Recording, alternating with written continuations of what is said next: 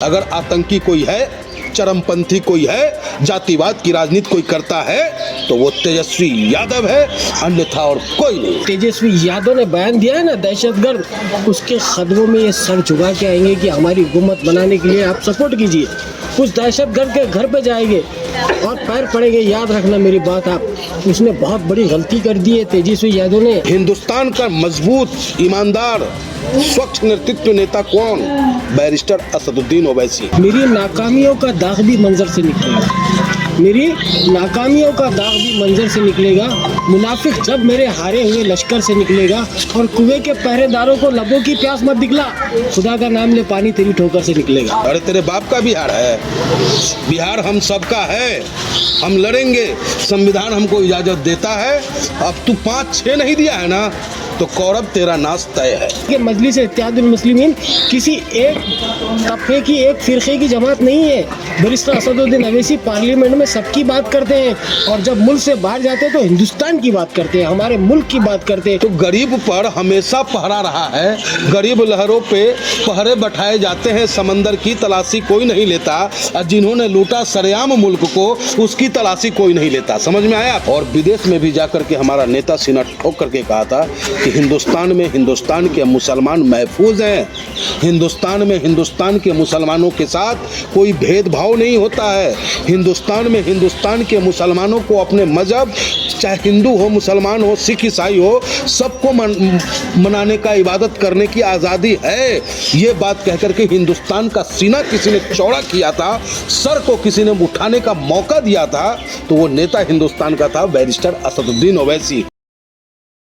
तेजस्वी यादव बोल रहे हैं कि गठबंधन के लिए जब बोला गया वो तो आतंकवादी हैं, आतंकवादी गठबंधन मैं नहीं करूंगा। आतंकवादी जब आप देख रहे हैं कि अब तेलंगाना में भी इलेक्शन चालू है, वहाँ तो कांग्रेस के लोगों ने तो मजलिस सपोर्ट से वहाँ पे इलेक्शन लड़ रहे हैं, तो वहाँ पे उनको आतंकवादी उनका तो गठबंधन है, उनको वहाँ पे आतंकवादी पार्टी दिख नहीं रही है।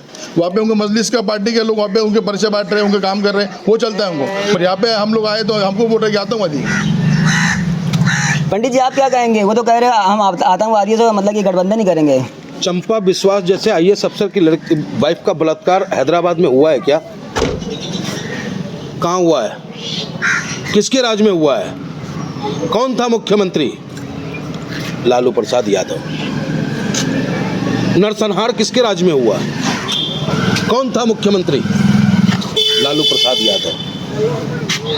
और आज नौकरी देने के नाम पर जमीन का घोटाला किसने किया? लालू प्रसाद यादव। नहीं पहले तो सुनिए ना, आय से अधिक के मामला में केस किस पर चल रहा है? तो तेजस्वी प्रसाद यादव। तो बिहार के लिए आतंकी कौन? तेजस्वी यादव। हिंदुस्तान का मजबूत, ईमानदार, स्वच्छ नेतृत्व नेता कौन? बैरिस्टर असदुद्दीन ओवैसी। इसी ढाका की धरती ने आवाज़ दिया था हिंदुस्तान जिंदाबाद और पाकिस्तान मुर्दाबाद। और विदेश में भी जाकर के हमारा नेता सीना ठोक करके कहा था कि हिंदुस्तान में हिंदुस्तान के मुसलमान महफूज हैं, हिंदुस्तान में हिंदुस्तान के मुसलमानों के साथ कोई भेदभाव नहीं होता है, हिंदुस्तान में हिंदुस्तान के मुसलमानों को अपने मजहब, चाहे हिंदू हो, मुसलमान हो, सिख ईसाई हो, सबको मनाने का, इबादत करने की आज़ादी है। ये बात कहकर के हिंदुस्तान का सीना किसी ने चौड़ा किया था, सर को किसी ने उठाने का मौका दिया था, तो वो नेता हिंदुस्तान का था बैरिस्टर असदुद्दीन ओवैसी।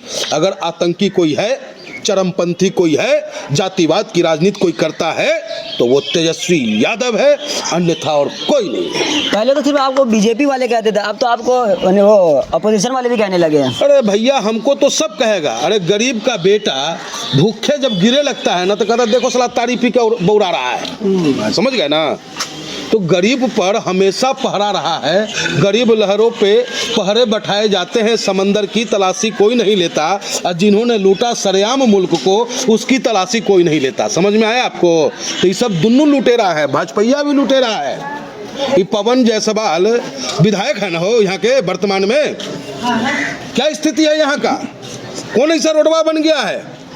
जिन्ने से जाते हैं उन्हीं गड्ढा। जैसे मुख्यमंत्री कब पलट जाएगा तेजस्वी के तरफ और केप चला जाएगा भाजपा के तरफ। वैसे ही यहाँ बिहार में ढाका में जब चलिएगा तो गड़िया केन्ने घुस जाएगा और केन्ने पलट जाएगा, एक कोई गारंटी नहीं है। समझ में आया? तो ये ढाका के लोग समझ रहा है, बिहार के लोग भी समझ गया है। अब देखिएगा 11 तारीख को इनका जो पक्का वाला जो आतंकवादी है ये, इसका तोता उड़ा हुआ नजर आएगा, मेरा पतंग लहराता हुआ नजर आएगा। पंडित जी, तेलंगाना में दोस्त और बिहार में दुश्मनी, कैसे कांग्रेस? अरे हम मजलिस के लोग हैं भाई, हम हिंदुस्तान के जर्रा जर्रा से न प्यार करते हैं, हम इंसान से नफरत नहीं करते हैं। जो प्यार से आएगा उसको गले लगाते हैं, और जो आंख दिखाता जैसे है। आप तेलंगाना में किए वैसे आप बिहार में भी करिए ना। देखिए हमारा प्रयास तो रहा है ना, अब हम झुकिए तो नहीं ना जाएंगे। एक राजनीति में गिरने की पैमाना होता है। महाभारत काल में भगवान श्री कृष्ण कौरवों से जाके कहा था कि 5 गांव दे दे शेष, बाकी रख ले पूरा हस्तिनापुर तू नरेश। उसने कहा सुई के नोक के बराबर नहीं देंगे, और हम 5 के जगह 6 गांव मांगे थे। तो हमको कह दिया कि तू वहीं रहो, चुनाव मत लड़। अरे तेरे बाप का बिहार है, बिहार हम सबका है, हम लड़ेंगे, संविधान हमको इजाज़त देता है। अब तू 5-6 नहीं दिया है ना, तो कौरव तेरा नाश तय है। मतलब बीजेपी को जिताएंगे, जैसे हर जगह पैसा वैसा लेके जैसे आए हर का? जगह फायदा पहुंचाते हैं। बीजेपी बोला पैसा वैसा दिया है कि तेजस्वी नहीं, दिया मुझे है? तो नहीं दिया है। तेजस्वी दिया है? नहीं, कोई नहीं दिया। भैया हमारे पास तो पैसा है नहीं, हम गरीब पार्टी, गरीब नेता, लोगों की आवाज उठाने वाले हैं। गुत्ता लिए क्या पंडित जी ने कि बीजेपी को हम जीतेंगे तो कांग्रेस को अरे हम नहीं, जहाँ जहाँ आपकी पार्टी लड़ती है वहाँ बीजेपी जीत जाती है। हाँ बिल्कुल बोलते होंगे आप, क्योंकि हमने इलेक्शन नहीं लड़ना, जीत जाती है। अरे आप कमजोर है, हमने सिर्फ 3 सीटों पे इंडिया में इलेक्शन लड़ा था, बाकी कहाँ से मोदी ने 240 जीता।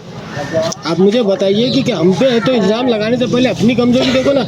मेरी नाकामियों का दाग भी मंजर से निकलेगा, मेरी नाकामियों का दाग भी मंजर से निकलेगा।